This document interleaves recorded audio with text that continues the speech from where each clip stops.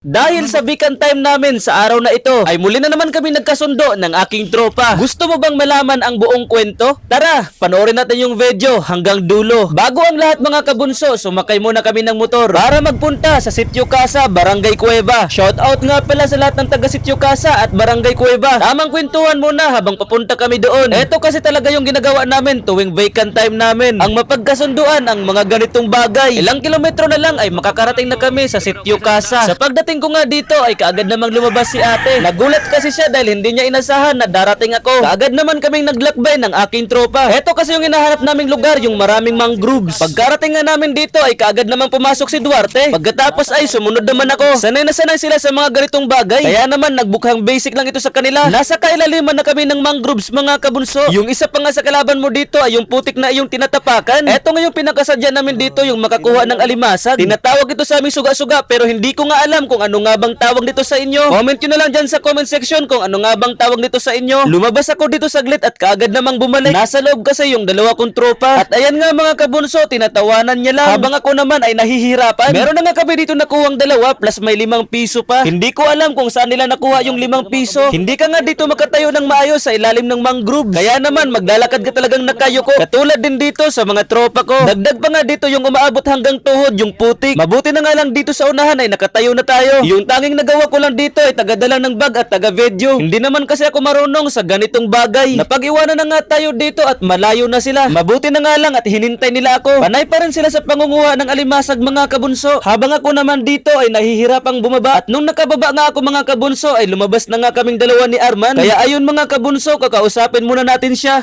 Ang masasabi ko lang sa ginagawa namin yun, sobrang hirap talaga manguha ng alimasag.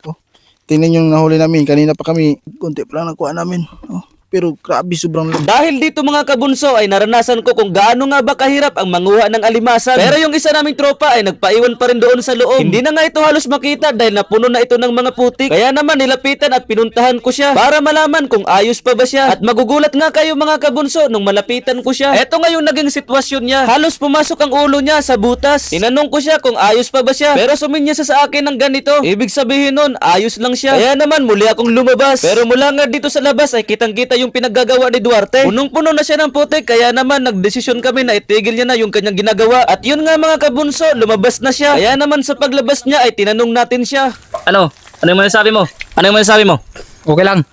Ayos lang. Nakuha ko naman yung alimango. Kaya okay lang. Yung alimango pala yung pinaghirapan niyang makuha. Kaya naman pagkatapos nun ay umuwi na kami. Marami naman yung nakuha naming alimasag. Kaya sapat na yun para sa amin. Ikaw, ano nga ba yung masasabi mo? Lapag mo na lang dyan sa comment section. At hanggang dito lang yung aking kwento. Maraming salamat sa panonood hanggang dulo.